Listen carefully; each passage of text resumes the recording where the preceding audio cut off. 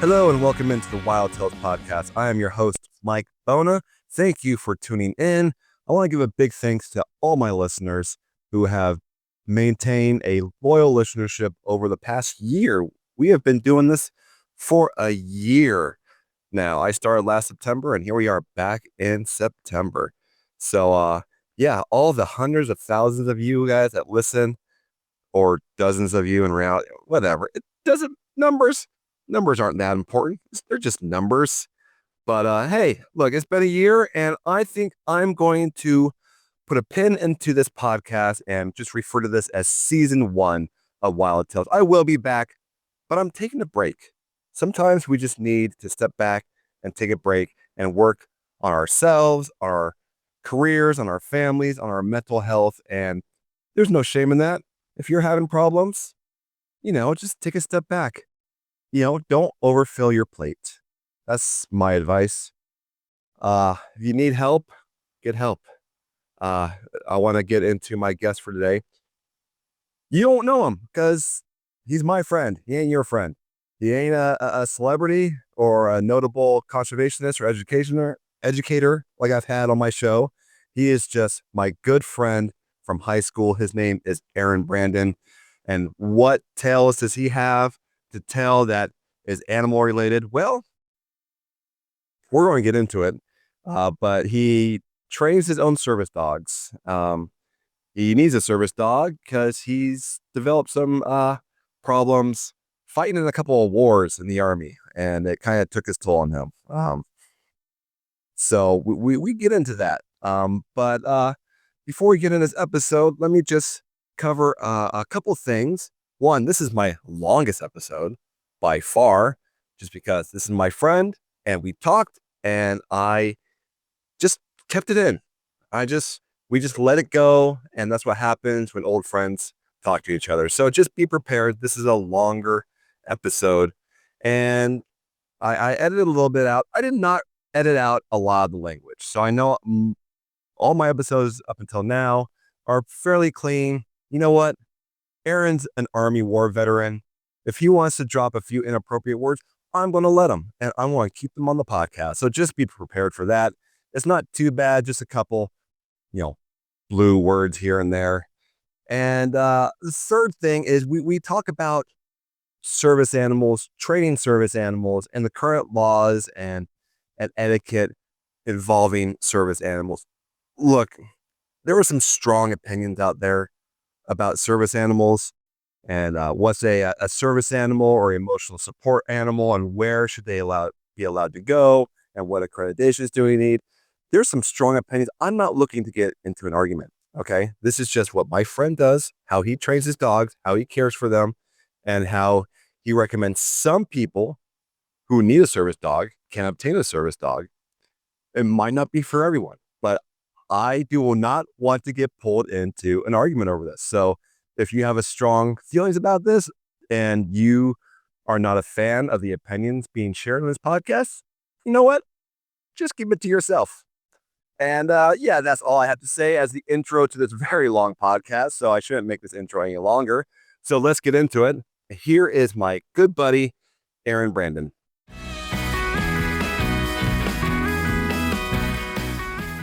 I am really excited about my guest today because I have one of my oldest friends, Erin Brandon. I have known you, dude, for it's been about 30 years now, right?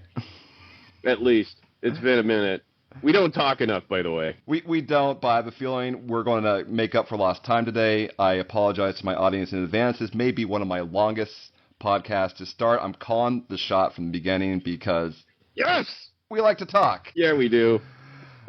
Yeah, we do. And not nearly enough, but I love how, throughout our lives, we've been great friends. We've kind of lost track of each other for years at a time, but we've been able to reconnect. Dude, life gets in the way. And just pick it up right where we left off. And that's what we're doing now. I was chatting with you a couple months ago, and we were having a long conversation, and you're talking about your life and your history and your experience with dogs that we'll get into. And I'm just, out of nowhere, I'm like, it just popped in my head, like, dude, this is a Wild Tales, man. You should be on the podcast. This is something my guests might want to hear. And you're like, yeah, tell me when and where.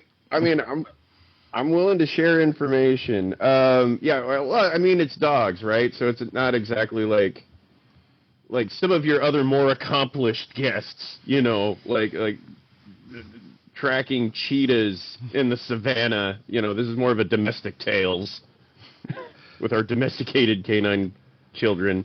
People love the dog yeah, talk. I'm probably your least accomplished guest. Oh, no, don't, no. That is, furthest from the truth, and my listeners will understand why. So I don't know where you want to start. I don't know if you want to go back to the beginning. Well, okay, let's start with my background a little bit. Yes. So I'm a U.S. Army combat veteran. I served from 2000 to 2005. So, I don't know if y'all remember the news, but a lot of things happened in that time, and I was there for all of it. I served in the 101st Airborne Division. I was in a light infantry unit. I was in 1st Battalion 187, light infantry Rakkasans. That doesn't mean anything to most people. That's fine. We're the best kept secret. And I was deployed to Afghanistan right after September 11th, and then I served there for about 7 months. Operation Mountain Lion, Operation Anaconda. Then we came home for 6 or 7 months, and then redeployed to Iraq, and I was there for the invasion of Iraq. Invaded Baghdad, pulled down statues of Saddam, that whole thing. And I was in Iraq for about a year, for the first year. So for people that are also veterans, OEF1, OIF1. That's how we would designate which deployment or which deployment cycle. I hope there's someone listening that speaks your language and understands. Yeah, somebody's gonna look at. Well, okay. So here's the thing with the veteran community. If you're speaking with any authority on any subject, you kind of have to this is my resume. This is who I was, or this is who I am. This is what I did. Take it with a grain of salt. I'm kind of at the point in my career where it's like, you know what? It's like you're either going to be like, oh, okay, cool, this guy's been places and done things. Other people are going to be, are going to have a more negative response. I don't know. Personally, I live in the woods in Western Washington. I don't care. I literally limit as much human interaction as possible. However, dogs are totally cool. I love me and my babies. I love my little babies. We'll get to the dogs, but yeah, you are. Yes, we will. You are 100% legit. Your service time, your experiences. I thank you for your service. You were in Pakistan. You were in Iraq. You were in the thick of it during the worst time to be there. This wasn't a leisure cruise. You saw some things and had some experiences that you probably don't care to think back on very often. Yeah. I'll tell stories, but it has nothing to do with combat. It will be like that time we, moonshined some hooch and nearly went blind. It's stuff like that. I like to tell the funny stories, the positive stories, the stuff that would have made it to MASH, but not the later years of MASH where Alan Alda would direct. You're really speaking to my older audience right now. I love it. Yeah, right? Mom, that one's for you. Yeah. How is your mom? I hope she hears this. Don't worry, I don't plan on staying. She listens to all of them the day they come out, and I get a text message. That was a great episode. Fantastic. Nice. It's good to get that feedback right away from a completely non-biased. But yeah, that was a little inside joke there earlier. Erin used to spend a lot of time at my house when we were in school, and at one point my mom said, I really like Erin. He's great, but he tends to stay. Which you'd come over and not leave, which I had no problem with. Well, I didn't have my own car. That took a while, so I had no transportation. Also, my home life was rough, buddy. It was not good. And you had that Leave It to Beaver kind of Hallmark made-for-TV family movie, and I just liked the energy of that place, and I really liked you guys were good and positive and supportive, and I didn't really have that in my younger life. So I tried to get as much of it as I could. And I'm sorry if I was an inconvenience. You're never an inconvenience, and you're definitely still to this day continue to not be an inconvenience. You can inconvenience me anytime you like. You're always welcome. You say that. You say that. That being said, you do not have my address, and I do not plan to give it to you. No, I do not. All I know is that you are roughly 1,400 miles away, and it would take me at least a day and a half to get to you if I cannonball. So, my podcast is the only way you'll find me. Yes. Yeah, I'll run a back trace through my government contacts and my CIA friend. Ooh, what's that red dot on my chest? Oh, let me swipe that away. No, it's just a listening device. Don't worry about it. Got it. Oh, yeah. Oh, there's no listening devices here. No, none. Not in a podcast studio. Not at all. So let's progress. Yeah, so, we're going. Somehow we're gonna make the jump from war to puppies. So where are we in the middle of that journey? Okay. So let's say I got out of the military, and I was still trying to live in SLO County, where we were, where Mike and I grew up, because it was home, right? And it's a really, really expensive place to live. I was struggling really hard. Housing wasn't really a guarantee. I was struggling to find work. I was a mechanic at the time. And even if you had a job, you would need like 2 more just to be able to afford like an acceptable living condition. There was a time there I was homeless for like 6 months, and I had a job, but I was still sleeping in my car. Like, the car would eat before I did because it got me to work so I can earn what little I could get. But that was only scratching the surface. I mean, emotionally and mentally, I was really struggling. I was really having a hard time. Getting back into the swing of things, going from the military lifestyle to a civilian lifestyle, is a really difficult transition for a lot of guys and gals. I mean, to be honest, to be fair, men and women fight in combat too. So I apologize. I'm trying to correct my gender biases. So it's the stuff. It's like a million little things, and it's really, really difficult to kind of like say, oh, it's this one problem and we all have it. No, it's a lot. It's a lot, just trying to go to the grocery store to pick up some supplies and stuff.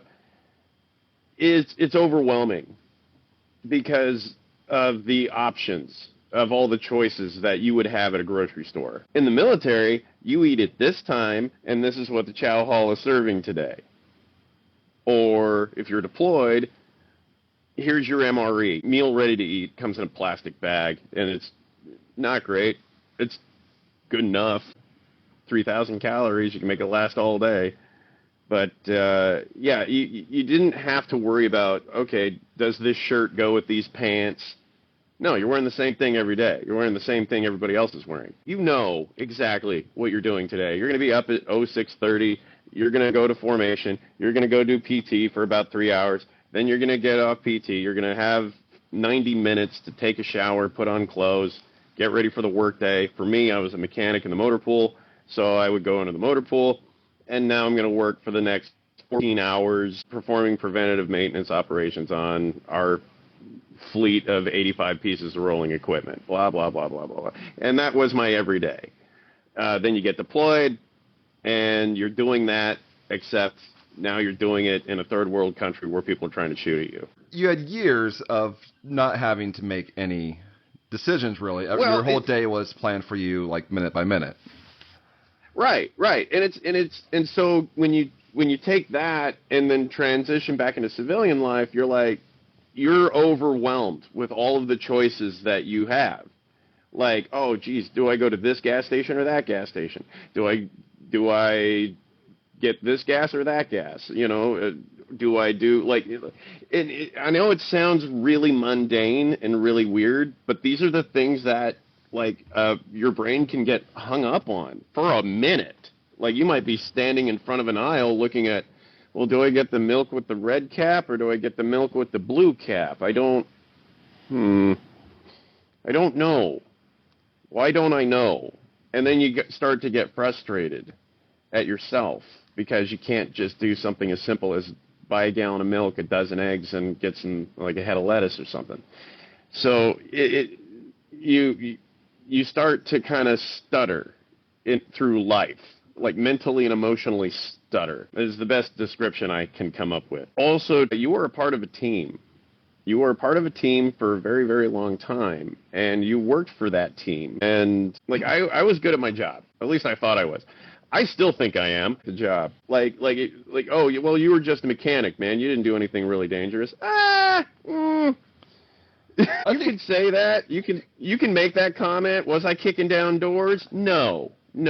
But I was standing in, like, right next to the biggest Humvee because it had all the parts in it and all my tools, and I was just a big fat sitting target for a long time until somebody needed me. No, I'm not going to go kick down doors because that's not my training, not my mission.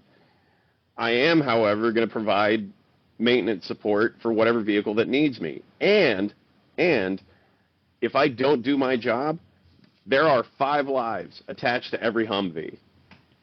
If that Humvee is down, those 5 lives have to find a different way to get home. And that Humvee has sensitive equipment on it, be it, comms or weapons or ordnance or whatever. That vehicle cannot be left unsupervised. Otherwise, the enemy could get their hands on it. And so, to say that, you were just a Humvee mechanic. No, there is a lot more to it and a lot more detail work. Oh, absolutely. As you were saying, you were part of a team, and every member of that team is valuable and important. If you're a soldier out in the battlefield, you want your Humvee working right and properly. You don't want to be breaking down in the middle of dangerous territory. Look, a Humvee that runs can run to danger or it can run from danger. Both very important. And on the upside, like everybody in that truck gets home. That was my frame of thinking. Was like, look, if I do my job and I do it well, everybody comes home. That's that. You don't fight for yourself. You fight for the guy on your left or the guy on your right. It's that that mindset, that mentality that kind of gets, I don't want to say beat into you because that's not accurate. I mean, you're working with the same guys over and over and over again. You're living basically together. You're eating together. You're hanging out. If you're stateside, you're going to see each other at the bar. You're going to have drinks together. So you care. They're family, right? Like, these are my brothers. That is a big part of the thing that you miss when you're not in the military anymore. You miss that tight-knit family environment or dynamic. You miss the camaraderie, the brotherhood. Look, I was in an infantry unit. There were no, that phrase, misery loves company? To quote, to quote one of my former command sergeant majors, Sergeant Major Taylor, you're probably going to have to bleep this out. Misery loves company. Goddamn, we were some miserable motherfuckers together. Like that, and he said that on his exit speech. So, like, he was leaving our unit to go off and go do the next cool, big, high-speed thing he was about to do. That phrase, yeah. We were a family forged in hard times. Yeah, so you get back to the U.S. People aren't. You don't have your team. People aren't making decisions. You're coming from an environment that was high stress, like the peak level of stress on a daily basis, to San Luis Obispo, which is called Slow County for a reason, because everything moves really slow and calm. And I imagine that is a hard adjustment, as you were saying. Especially the cost of living and trying to, maintain your daily survival, food, water, shelter over your head. It was difficult to adjust. Yeah. Yes, correct. So I'm going to have to skip ahead about 10 years here. Let's see, a failed marriage, the 2008 market crash, being homeless again for another 6 or 7 months. I met my current wife. She was married to somebody else at the time, and my marriage at the time was failing, so we were friends. Nothing funny about it, nothing weird, just friends. Like, we could tell that, hey, there's something about this person I'm kind of attracted to. But we were cool about it. We didn't do anything until, let's just say, papers were filed. She had 3 dogs, 2 Leon Burgers, Katie and Moose, and a Bernese mountain dog named Bear. Now, if you are unfamiliar with these dog breeds, first thing you're going to notice is that, dear God, that is a giant dog. I got to know these guys in the last couple years of their life. I got to babysit for them. I would dog sit and house sit. And they were just amazing. I loved them. Of course, Kimber and I would have conversations about, like how she got the dogs. They were extremely well trained, very well behaved. She did dog shows for a while, so I think Bear and Moose were her show dogs. And they were also her service dogs, and I was very curious about that because, I'm a veteran. Vets with service dogs is a thing. I've seen it. I've seen it on television. But, I can't have a dog. I don't have a place to live. What am I going to do for this dog? I can't provide for this for yeah, and that was my whole deal. It's like, I've always loved dogs. I've always loved animals. But at the same time, I had to be realistic. Dude, you can't feed yourself every day. How are you going to take care of a dog? Plus, and I did a little looking into it. There were, at the time, there were services that provided service dogs to veterans. They had an 18-month waiting list, and they wanted $20,000. That's outrageous. I can't think of very many veterans that can swing that. And the stipulations, too. There were strings attached. So, if you couldn't provide stable housing and food for yourself, they would take the dog back and not refund you the money. Well, see, to a vet, that dog is the only thing he has in his life that matters, because he doesn't value his own life. Because why would I, right? You fight for the guy on your left. You fight for the guy on your right. Not just because if I do this, they're doing the same. In my experience, every relationship I've ever had with a dog has always been really, really tight. It's always been really close. I've never owned a dog. I want to be absolutely clear. I'm not their master. I'm not their owner. They see us as their parents. So I'm their dad. I don't have human children, but I have 3 currently little fuzzy children. I say little. The smallest one weighs 50 pounds. The biggest one weighs 115. They're your little babies. They are my babies. So meeting my now wife, her and I become friends, and we're hanging out for off and on for 5 years. In that time, my marriage dissolves. Her marriage was dissolving. Bear passed away, cancer, and just an organ failure. That was tough. Moose got just covered in lipomas, and he passed away. And Katie hung on for a long time, but Katie finally passed. And by this time, my wife and I are together. We're, full-on relationship, and we were starting our life together. And we got to about our first year together, and we were like, hey, we're finally living in a place, just us. I think it's time to get a dog. And I'm like, oh, yay, it's going to be my turn. And so she's combing the internet, trying to find somebody that's got, a dog that needs a home. And we found Akbash and Great Pyrenees. So a giant white dog mixed with a giant white dog. And he was up in Beaver, California. So we talked to him, and we found our first baby boy there. His name was Bucky. Bucky was a very good dog. Oh, my goodness, what an amazing boy. So from day one, my wife trained me how to train him and how to work with him and how to get him to be a service dog.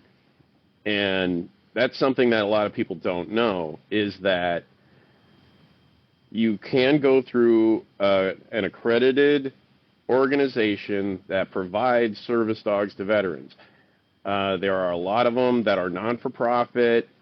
Again, the vet doesn't have to pay anything, but you might have to wait a couple years for a dog to become available.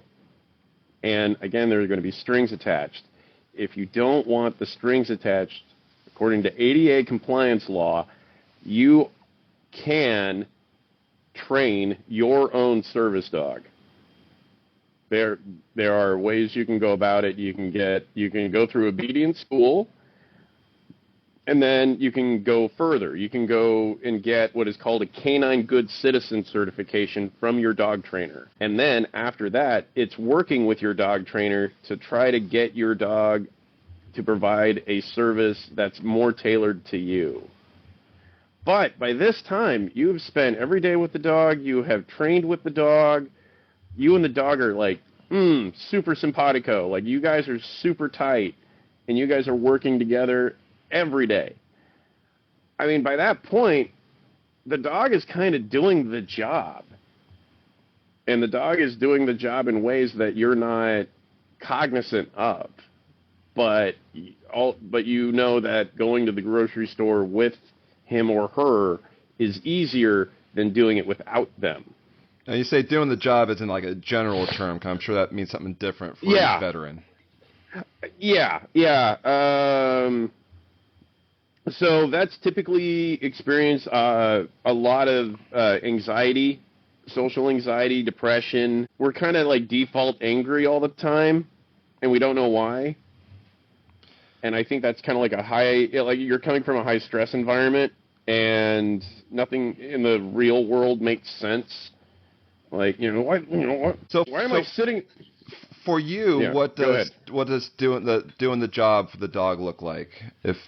Okay, so for me, honestly, just them being there is a huge deal. Just being present, just being with me. Is it like emotional support?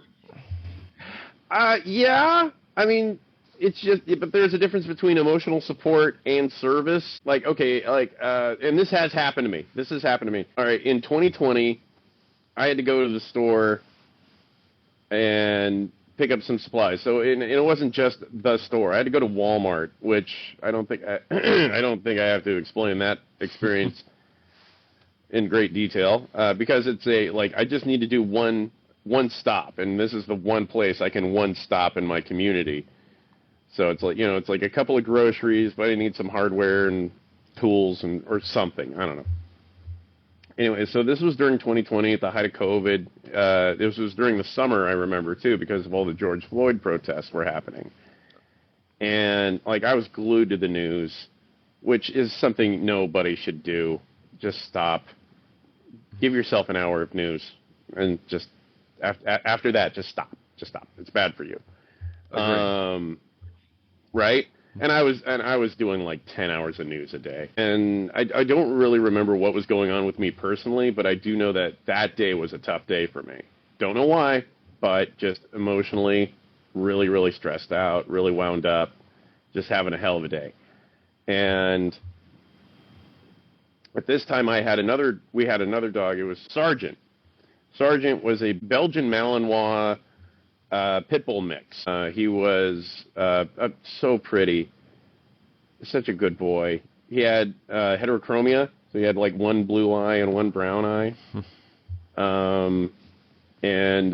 We found him. He was we think he was an escapee from a dogfighting outfit. We found him in Nipomo, just on the street, and he had scars, and he had a scar around his muzzle. They used to wire his mouth shut. Oh my goodness. And I know, right? We tried to do the whole, hey, is somebody missing a dog? He was 7 months old. He was just a baby. And he was already malnourished. He was already scarred up. And I'm just like, you know what?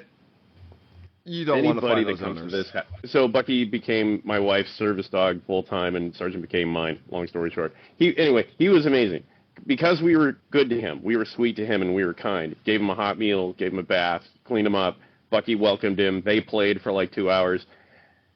So, Bucky trained him how to be a service dog and how to do service work until he could get caught up on commands. Okay. But he was so motivated to stay with us that he wanted to do anything to stay in this house. Can I just backtrack for a quick second? 'Cause I don't know. Did your wife? She had already experience with service training a dog. Yes. So she trained Moose and Katie and Bear. Okay. The 3 dogs that she had, she trained them to be service dogs. That was her job, or that's just something she knew how to do? That is something she learned how to do. She's a medically retired law enforcement officer. She was hurt on the job. She was in a wheelchair for a year, and she needed a dog that could hold a door open, maybe even pull a wheelchair, or somebody strong enough for her to brace against. And that was, that's why she went with the giant flock guardian breed. Right. And yes, so she was able to get them trained, and then through that training, she learned how to train her own service dogs. Okay, that's fantastic. Well, anyone can learn how to train a service dog, but it's helpful to have that type of experience, and having previously worked with a service dog is helpful to kind of know what to expect from them. And everybody's going to be different, right? Like, people are individuals. Don't look at your dog like it's an animal. Look at your dog like he or she is a person, and you will get a better. You will have better communication with that animal if that's the way you see them. If you see them as a person. Maybe my problem. I look at my dog like he's an idiot. He could be. He could be, but maybe that's just me projecting. I would like to. I know. I want to see what kind of dog is he? Oh, I have a boxer lab mix. He's a good dog. It's just we adopted him when he was 3. We don't know what his history was, but okay. He came with some bad behaviors that's taken a long time to kind of get him to unlearn, and that's the challenge, as you know, of bringing in an older dog into your life and not knowing their history. Dogs are creatures of habit and routine, and a new environment, a new family is a big, big shake-up to that routine. Okay, so back to my Walmart story.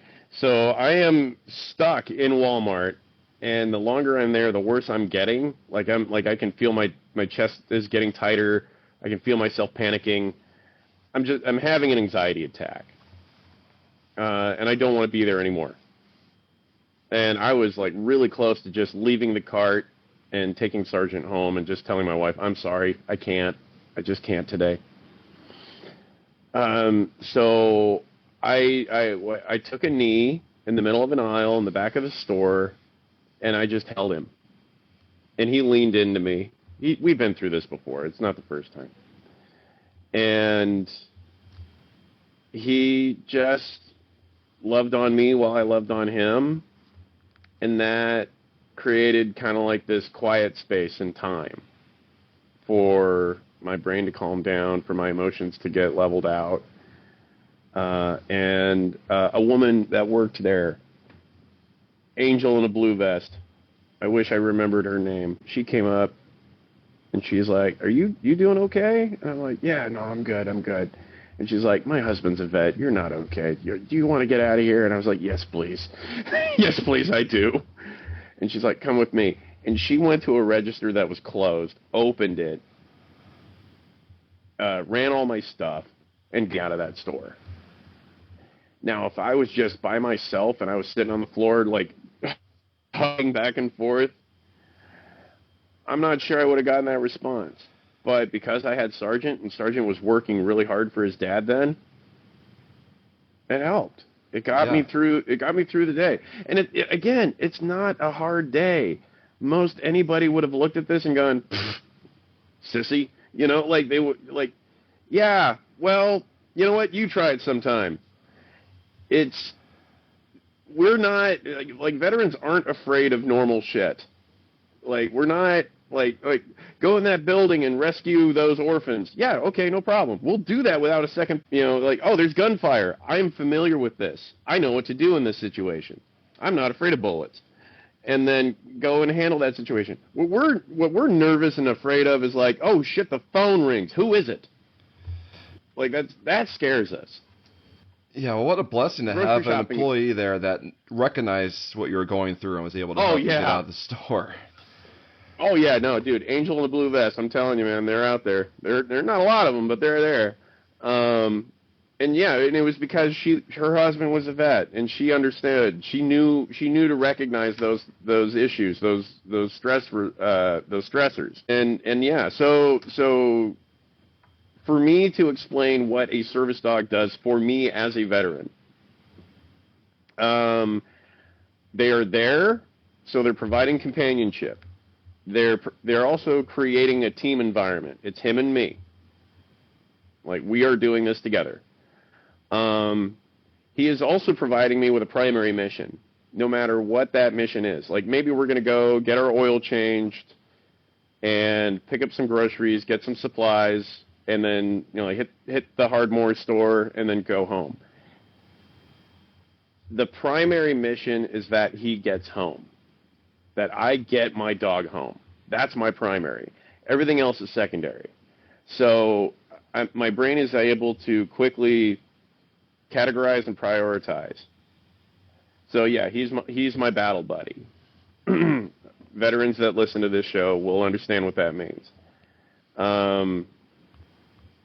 In the military, you have a battle buddy. If you're alone, you're wrong.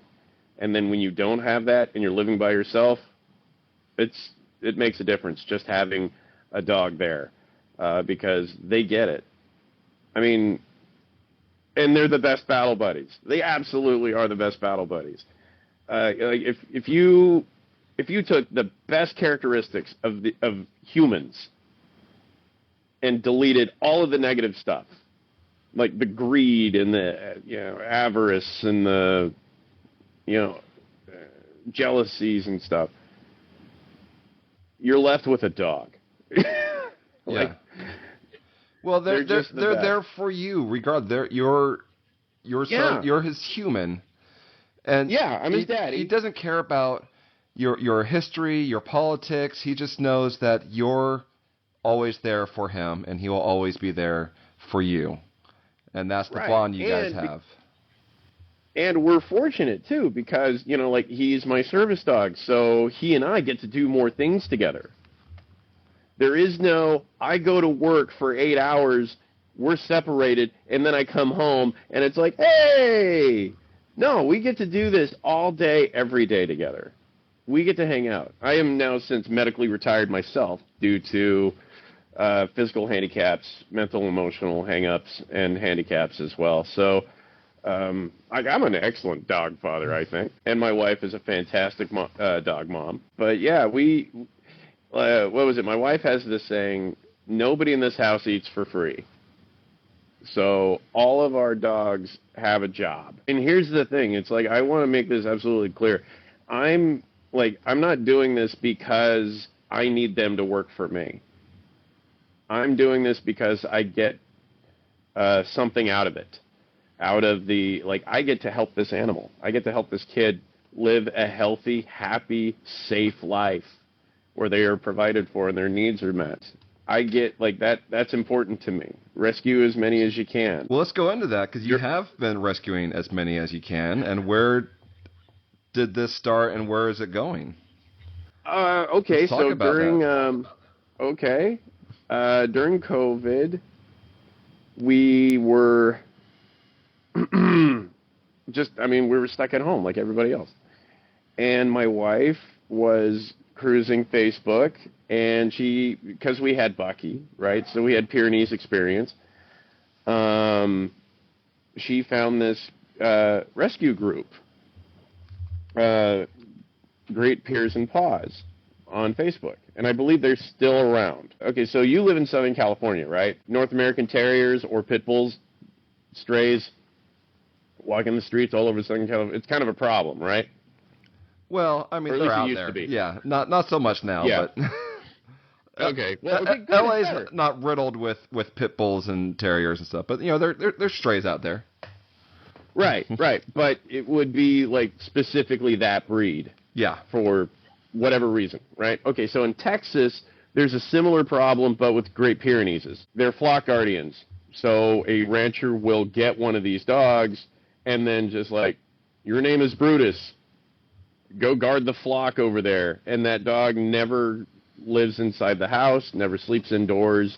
They're out in the elements. And they're just expected to know exactly what their job is. And maybe they'll come up to the house for food if they're even fed that day. And so they do what is the only option that's left for them is like, well, I'm going to go find a better life. And they do. They leave. So there's a stray Pyrenees issue in Texas because they're not being well cared for or well looked after. They're extremely smart dogs, like extremely smart. So you got to give them a reason to stick around. Otherwise, they won't. So the Piers and Paws group would work with the local shelters in Texas. They will find Pyrenees and they will adopt them from those shelters. Volunteers would foster these dogs up and down the West Coast, up into British Columbia, so California, Oregon, Washington, and even BC. There were volunteers like me and my wife that would raise these dogs or foster these dogs and work with the organization to find them forever families and forever homes. And we did that for a couple of years. Over the period of I want to say 2.5 years, so not very long, we fostered and rehomed successfully, and we've had 0 returns. I think we're up to 14 dogs. I mean, that's great. I mean, just working just the two of you. Yeah, and it's a lot. Yeah. It is a lot. There were nights where I'm in the basement, basically living down there for a couple of weeks to kind of get them used to having a human around. Yeah. To show them what positive affection is like, because we want these dogs to go to families that will have, their families, like husband, kids, wife, whatever. We wanted them to have that home dog environment as opposed to work dog environment. There were people that were telling us that Piers can't be a service dog. I was like, no, they absolutely can. They can do the job. They're smart enough. They're definitely affectionate enough. That's the thing that kills me too. Is they're so mistreated because they're viewed as a working dog, but they're so affectionate. They're so loving. How could you do that? How could you do that to this person that just wants to love you? It's that whole person versus dog dynamic. I know. Well, and look, I have friends that are licensed dog trainers, and they're like, you're kind of overdoing it a little bit there, bud. But this is me. This is my story. Yeah. This is my experience. Well, some people are just awful. We know that. Oh yeah, no, people suck. Dogs are awesome. That's the message. So yeah, if you're a veteran out there and you want a service dog, you don't have to go through Wounded Warrior. You don't have to go through these programs that put you on a waiting list. You can find a dog at a shelter, take your time, get to know them, make sure it's a good fit, and you can train them to provide you with some kind of service work. Not every dog is going to be a service dog. Just maybe they got a thing. They got a thing they're dog aggressive in public. Okay, that's kind of a killer there. You can't really have that dog do service work in public. Maybe they're aggressive around children. Okay, that's an issue. But if they are cool and they can do the job, I mean, having a service dog is great, but there are things to that as well. There are downsides. So are there organizations that can help you out with getting your own dog and training them on your own? I'm sure there are. I don't know of any. Because it's been my experience that everything that I have in my life that's worth having is something that I've had to make myself. So like our house needed a lot of work. The car I'm driving is a 67 Impala, and I've been rebuilding it for the last 2 years, and it's my daily. And my dogs have been trained by me, my wife, and a licensed dog trainer that knows our situation and was willing to work with us. The problem with organizations is, like, read the fine print. Right. There are going to be strings attached in some way that might not be conducive. Like if, let's say, for example, my wife decides that she wants a divorce. I guess I'm homeless now. Not my fault. Or, I'm unemployed or I'm retired. So it's going to take me some time to find housing. If one of my dogs was through an organization and they found out about my homeless status, they could take that dog from me. Right. But you had you also had the help of a licensed dog trainer, which is what I'm. Yes. Which is beneficial because it's. I don't want to give anyone the impression that they should go into this blindly if they want to train a service dog, because it's possible, but there's a lot that you need to know or be taught or learn on the mechanics of training a dog and working with them. Yeah. I think we've had 5 dogs since Bucky. And their language, every single one of them is a little different. So, like dogs can communicate with body language. Like the barking thing, it's noise to them, too. They're not making sentences. But they do communicate what they're thinking and what they're feeling with their body language, with their eyes, with their tails, with, their posture. I'm sure Mike is well aware of this because you're probably multilingual, multi-species lingual. Oh, yeah. I speak dog, I speak giraffe, I speak gazelle, but it's a language you have to learn and pick up on. Yes, and it's different, but for every individual. Oh, definitely. Or it's a little different. Not everybody speaks the same language, and that's kind of a big part of what your dog trainer can do for you. Is that trainer can help you kind of get started learning dog language in the form of body language. And that way you're picking up on their cues while they have already been picking up on yours. Because, like, when we have an emotional event, either like we're really happy, we get really excited, or maybe we're having an anxiety attack, or maybe we're depressed, like we kick off pheromones and the animal picks up on those. So that might also be another, that is a positive for a working dog, but it also could be a negative because that dog could see me, like Sergeant could have picked up on me having an anxiety attack and having fear, and so he's looking for the thing that Daddy's afraid of. If Daddy's afraid, and I go to him for how I should behave, what is there to be afraid of? I'm looking for a threat. Yeah, well, that's part of the training process is to redirect their attention to where you need their focus, not on the perceived threat, which they're not going to find because the threat's in your head. It's just coming to you and giving you that comfort and that support that you need. Yeah. Also, too, like I've talked a lot about the upsides to having a dog and what they do, but also the downsides are worth mentioning, especially if your dog is over 100 pounds. People talk. People talk like, oh, my God, how big is he? What kind of dog is that? How much does he weigh? We get asked the same 5 questions by every person ever. Also, too, living in California kind of sucks if you have a service dog because there are a lot of people in California that think, oh, good, somebody brought a dog for me to pet. No, I did not. Yeah, I see them out there. A lot of people that have service dogs will have like vests on them that say big bold print, do not pet working dog. Right. Which I understand, but also, how are you going to put a floof puppy in front of me and tell me not to pet? This isn't fair. Okay, so when I worked at Cal Poly was a college in San Luis Obispo. They had a service dog training program there. Yeah. And I would be like walking through campus doing my job, and I would see, like, oh my God, it's a black lab, but he's clearly only 6 or 7 months old. I want to rub my face all over this dog.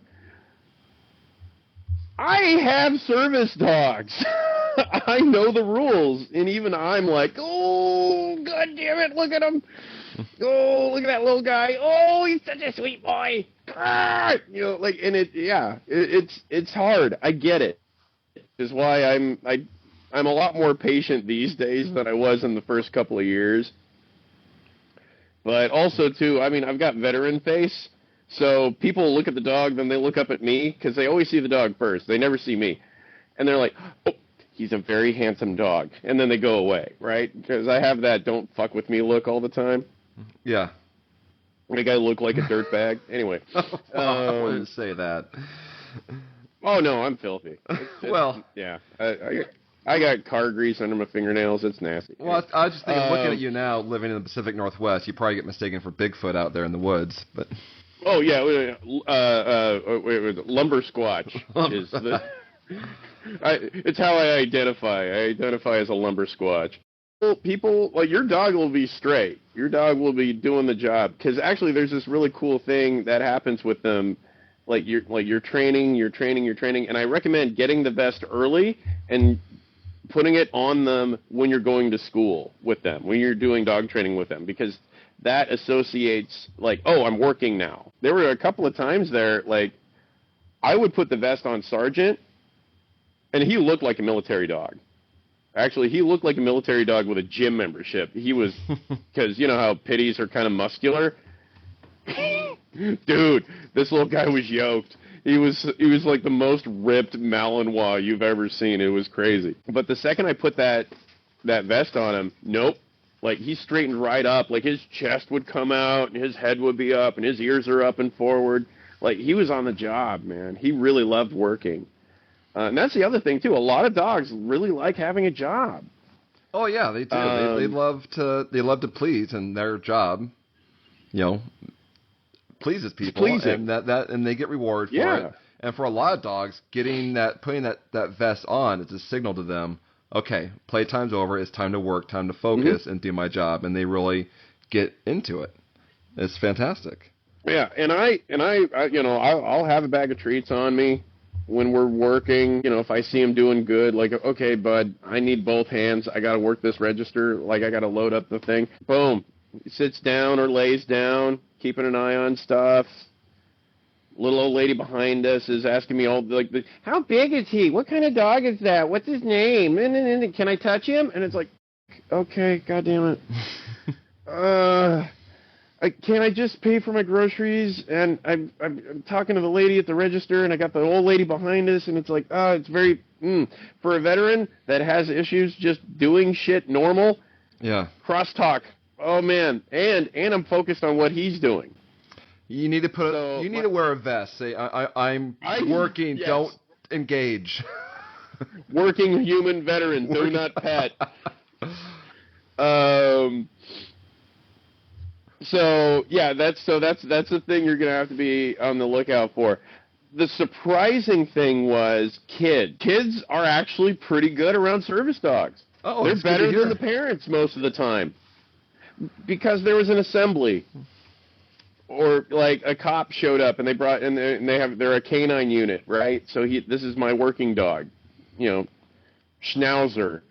He does cool cop hero stuff. He's my fur musket, But I can't tell you how many times I've been like distracted trying to find some grocery on the shelf. I've got Sergeant with me, or Reed, or one of my other dogs. And I hear the mom before I hear the kid. Oh, what a good-looking dog! And the kid corrects mom, and it's like, that's a service dog. We don't touch those. That's great. I love it when the kids get it better than the parents.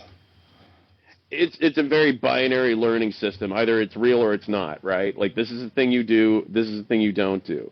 But I find it very useful to, like, acknowledge that, to call attention to that. Like, yes, it's a very, very smart thing you just said.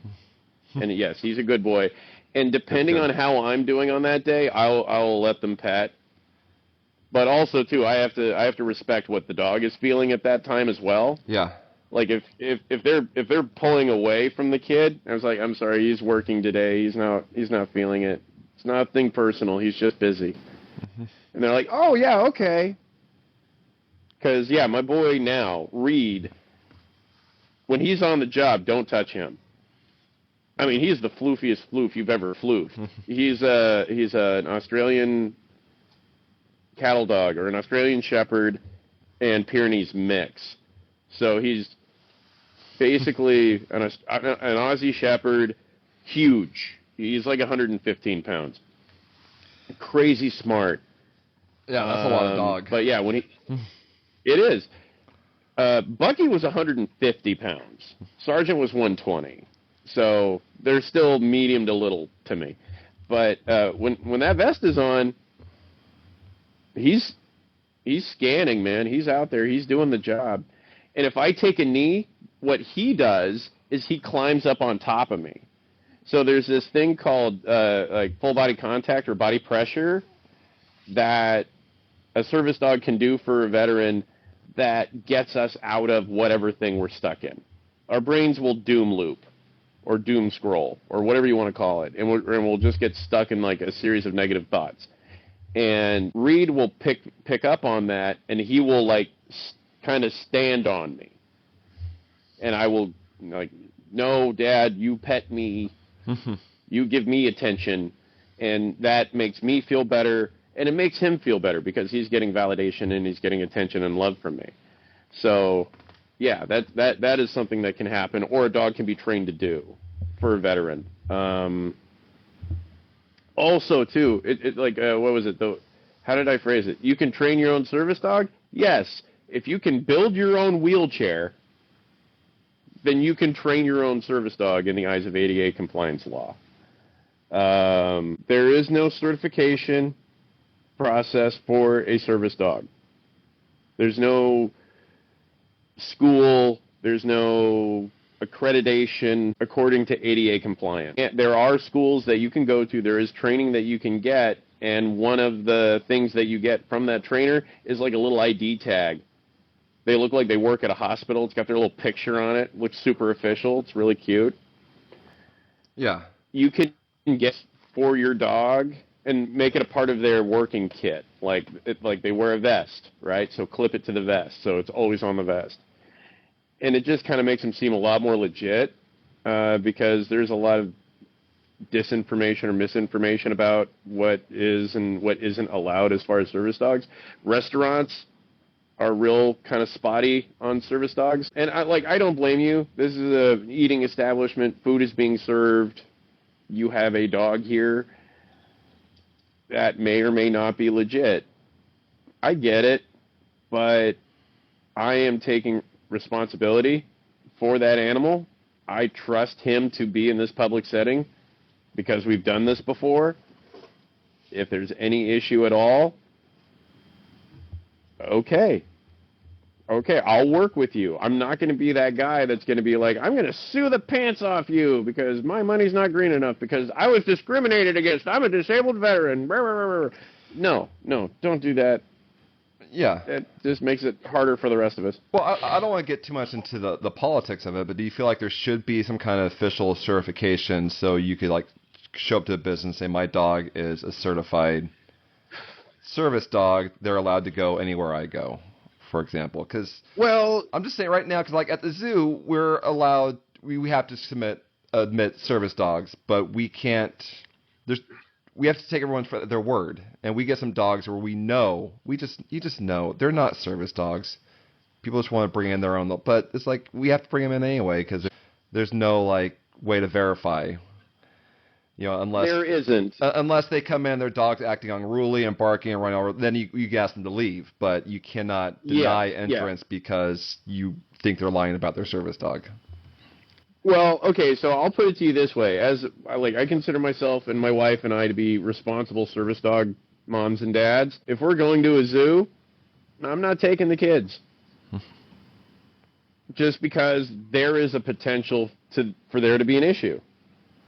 Yeah. Like, well, I mean, there are people that need their service dog 24/7, and right. I want them to be able to experience the zoo. If you have a legit service dog and you want to come to the zoo, please come. You're welcome to come. We just have a couple. There's like a couple exhibits where it's like, we don't want our big cats to see your dogs. No offense, but it might cause some trouble. Yeah. But other than that, each service dog comes in, they get like a quick little like rundown of like, this is what we, the rules for the service dog, and they get their own special map saying like, these are all the areas you're more than welcome to enjoy. These red areas, if you can avoid for these reasons because of the service dog. And what's the reception been from the person with the dog? I'm not involved in those communications, but I haven't heard of any issues. Usually they're very understanding for the reason. It's just right. It's just the dogs that that it's, and they make a call on the radio just so all the employees know there's a service dog in the zoo, and they describe the dog. Named Hilton. So it's but I've seen I had one incident where I had to call security and be like, there's a dog over here like charging like at the glass, like barking at the primates, like causing the disturbance, and like the owners were egging them on, and it's like, no, let's get these people out of here. And what's frustrating is I know the importance of service dogs to most people, and those people give you guys a bad name, and that's why you have issues going into certain restaurants because of these people that are abusing the system. And that's why I just ask if you think, should there be some kind of like official verification that you can obtain? Well, and here's the thing. I'm 50-50 on it because I'm not exactly a person with means. Yeah. Right? Like, I can't afford the training that my dogs need from an accredited trainer, from a licensed trainer, like the Canine Good Citizen. I would love to get that certification for all of my kids. I would love to put them through that program. I can't afford it. I have more than one dog. This could be like $120 per dog, and it's a period of like 4 months every Tuesday at 5:30. My schedule doesn't allow for that. Yeah, that's very valid. Yeah. And my emotional ability, right? Like, I could wake up that Tuesday and I'm just having that day. I'm having that bad day where every flashback that can come up is coming up every 20 minutes, and I'm just stuck in it all day. I'm not leaving the house today, but we have to because it's training day. What quality of education is my dog going to get from me if I'm fucking spinning out during a training class? So. Like, there's a reason why there isn't, like, licensed accreditation, because the people who need that service animal might not have the ability to get that accreditation, either financially, either the time commitment, or the training commitment, or whatever. Like, but I'm not going to put my kid in a situation that he or she hasn't been in before, that I wouldn't trust them to conduct themselves appropriately in that situation. Okay, well, I'm glad I asked, because that's a perspective I haven't heard yet, and that's very valid. Ideally, we're not going to solve all we're not going to solve all the world's problems in this whole podcast, but I don't know. This is healthcare in America, man. It's not cheap. It's not cheap. Yeah, you think ideally, there should be like a card to verify your dog's a service dog. But how do you do that if you're in a situation where you can't afford it, are not mentally or physically able to go out to get your dog certified, but you need that dog to get, it's a catch-22. Well, so there are workarounds, right? Like I at the height of my doing things with service dogs, I worked with my dogs every day for at least 15 minutes a day to do some form of training, some form of drilling. And I'm doing the work myself. There's nobody verifying that I'm doing this.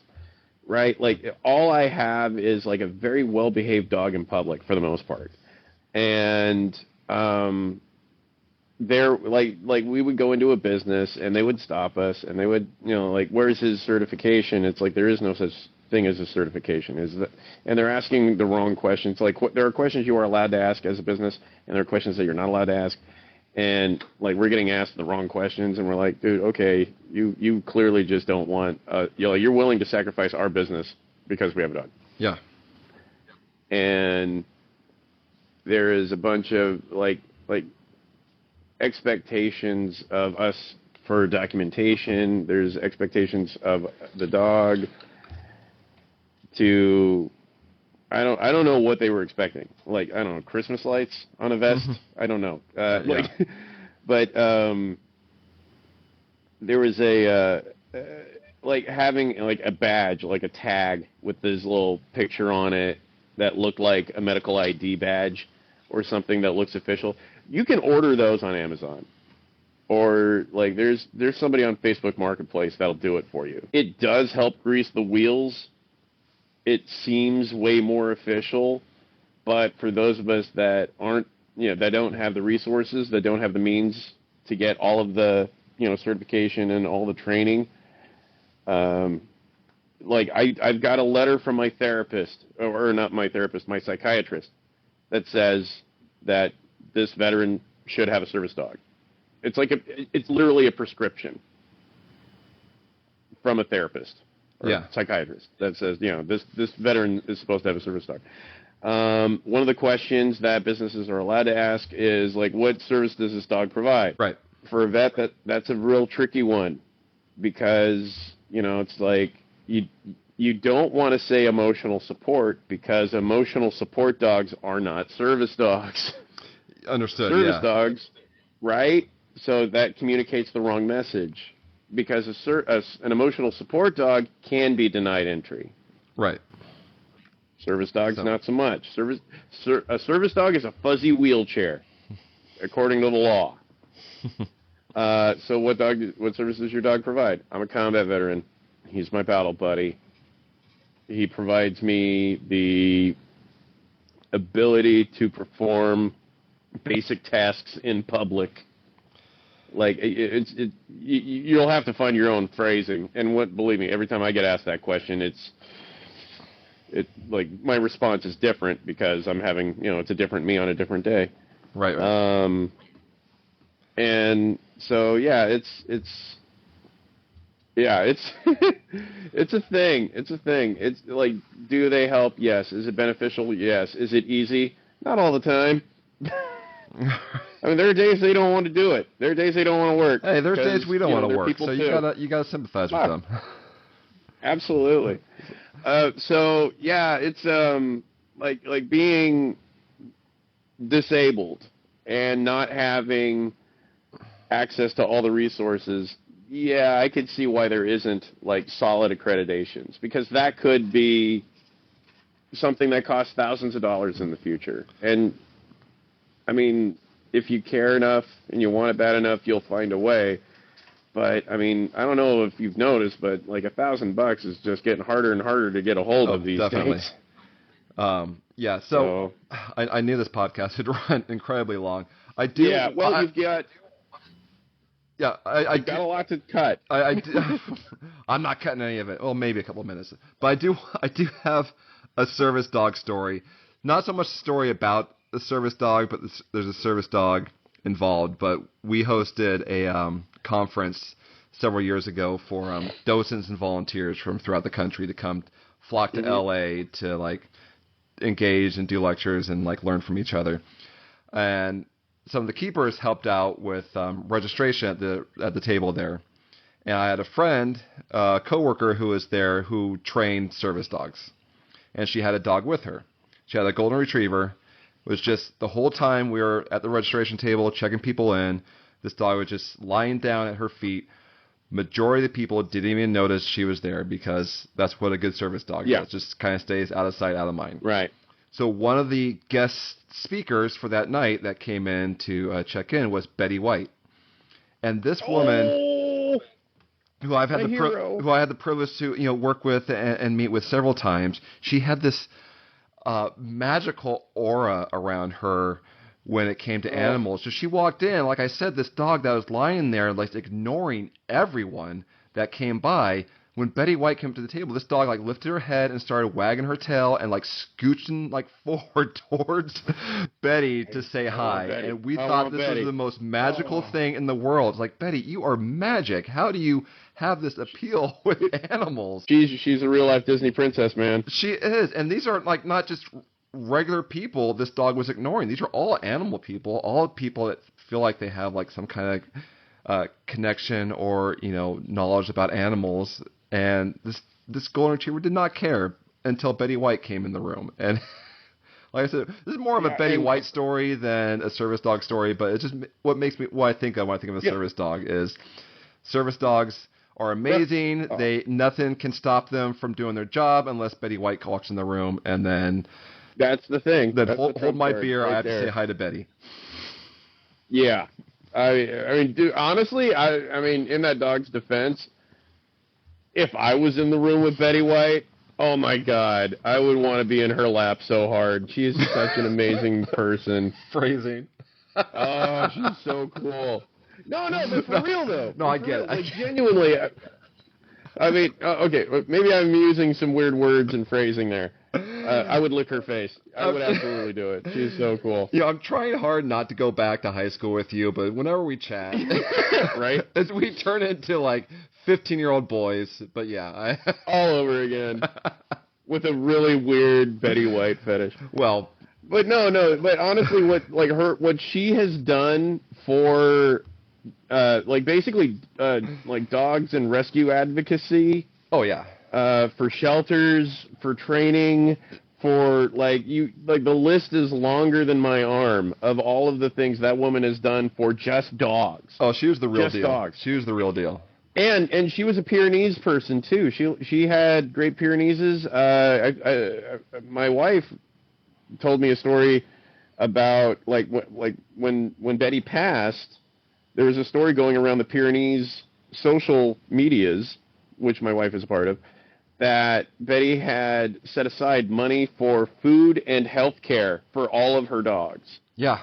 So there was they were in a trust so that whomever in her circle would inherit these dogs, their stewardship of the dogs was completely paid for. Well, after she passed away, I mean, millions of people throughout the world donated to their local shelters or animal rescues or dog rescues in her name, and they, people donated millions of dollars just because they were inspired by the work that Betty did throughout her life, and kind of as a thank you and a gesture to all the work that she did after she passed away. I almost said untimely. She was almost 100, but I was hoping she would live to forever. Oh, how'd she die? Well, skydiving riding accident. her Harley over the Snake River. That's it. How do you think she died? Also too, she had her own production company, film and television production company in 1958. I think you know more about Betty White's history than I do. I had no idea. You're not the only podcast I listen to. But no, Betty White's an amazing, she was an absolutely amazing person, and I've met some celebrities doing my job, my various jobs, and most of them, trust me, you don't want to meet these people. They don't want to meet you. It's fine. Just whatever idea you have of them, just hold on to that, because I guarantee you they will not live up to it. True. But Betty White, though, I think she is everything you think she is plus 1,000. This has turned into Betty White chat with Erin Brandon. Thank you for joining me. It is. That should be my next podcast. But yeah, absolutely should. She would do it. If she was alive, she'd do your podcast. We'll get a Ouija board. She's going to do it either way. All right. Wait, every answer has to be spelled out with that little triangle thing. You thought this podcast was long. Oh yeah, no, yeah. We got 5 questions answered, and it's been 3 hours. We're only going to ask her yes or no questions, I guess. From now on. Erin, I want to give you the last word. For veterans or people in need of a service dog, what are your fleeting thoughts to them? Any recommendations? What routes they should go? What would you like to end this with? First of all, not every veteran needs a service dog. Not every veteran deserves a service dog. I mean, it's a community, right? So there's good people. Most of them are pretty solid, but there's some dirtbags out there. You know who you are. But if you're not, independently wealthy, there are some avenues to getting a service dog. You can adopt through a shelter, through rescue organizations. There's a ton of them. Do your homework, though. Not every dog breed is really suited for this kind of work. Like German Shepherds, Belgian Malinois, these are breeds that absolutely love having a job, but these are pretty high energy dogs too. So in order to keep them happy, they need to do they need to burn off like 5 or 6 miles a day. Maybe you're physically incapable of doing that. Okay, so maybe you go for a different breed that doesn't require as many miles. Well, that's great advice. That's one of the things that Yeah, that's great advice for anyone, whether you want a service dog or just a pet. Do your homework ahead of time. Yes. Know what you're getting. Each breed has different personality traits, and some will mesh well with your family, and some will not. So you want to know what you're getting into so you can make your home a forever home and not find yourself in a situation where I adopted this dog, it's found a home, but now I don't think we can keep it, and that's not fair to you or the dog. Yeah, and I see that a lot because with my wife and I, we're giant breed dog people. We love the big dogs, and that was one of the reasons why we were fostering, was because so many of them would get adopted as puppies, and they're adorable and super cute, but their organs grow faster than their bones, so that first year is kind of messy, and then they grow, and now they're knocking stuff over. Now they're knocking kids over. Well, now we got to get rid of the dog, right? So, adopting and training giant breed dogs to do service dog work or to just be, good kids. Because, honestly, if you're going to get a dog, do training, period. Whether you want a service dog or not, just do training. That's more time you're spending with them. The more time you put into them, the more enriching a relationship you're going to get from them. They will give you 100% what you put into them. I concur. Absolutely. Honestly, for a vet, getting a service dog, 90% of it is just being a responsible dog owner. Just be a responsible dog dad or dog mom, doing the training, putting in the time. And honestly, you're going to develop a shorthand line of communication with that animal like you had with somebody on your fire team. Like you're just gonna start working together, and it's gonna be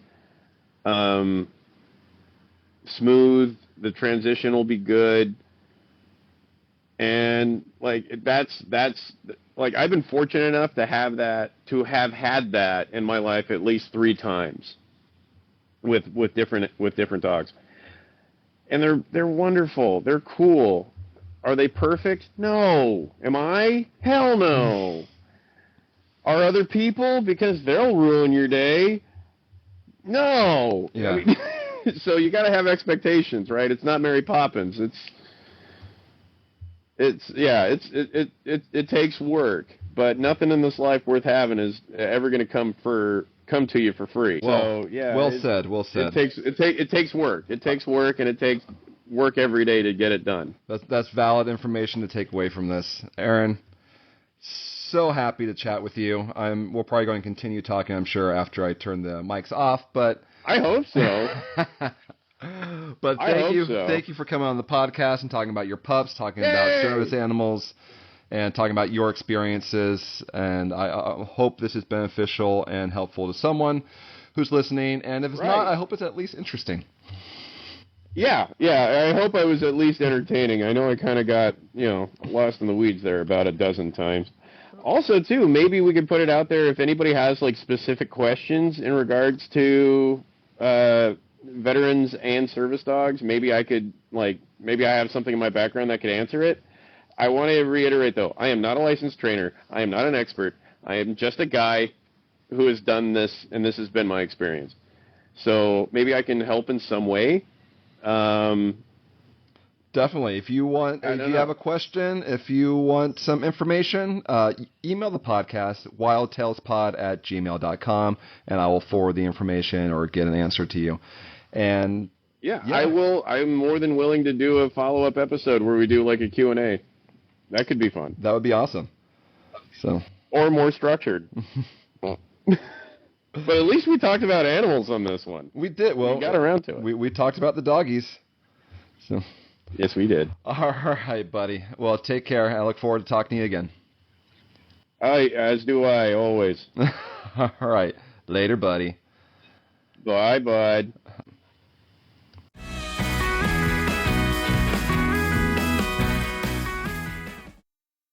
Big thanks to my buddy Erin for coming on to the podcast. Always a joy to talk to. I love that guy. We have been friends since early on in high school. And we will continue to maintain that friendship for on and on. I hope he continues to do well. Hey, I want to keep this short because that was a long episode, but thank you all for listening.